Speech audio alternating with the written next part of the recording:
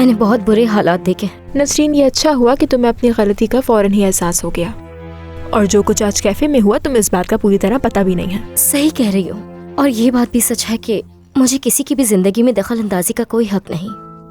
मैं इस वक्त आप लोगों को परेशान नहीं करना चाहती थी, बहुत माजरत चाहती हूँ। अच्छा बस नसरीन, कोई बात नहीं, बेहतर है हम सब इस बात को भूल जाएं। ठीक कहा ना बैरन? बाबा ठीक कह रहे हैं, इस बात को यहीं खत्म कर देना चाहिए। लेकिन दोबारा ऐसा मत करना नसरीन। नहीं नहीं, हरगिज़ नहीं, अब ऐसा कभी नहीं होगा।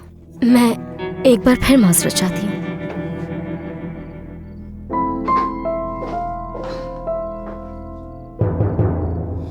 करीम, कितने घंटे हो गए, अब खत्म करो ना ये बात। हाँ ठीक है सादिया, खत्म हो चुकी है ये बात। ठीक है, लेकिन मुझे बताओ तो सही कि आखिर बात क्या हो रही है।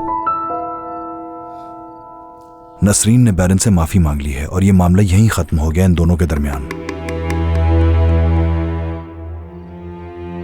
नसरीन, तुम जा सकती हो।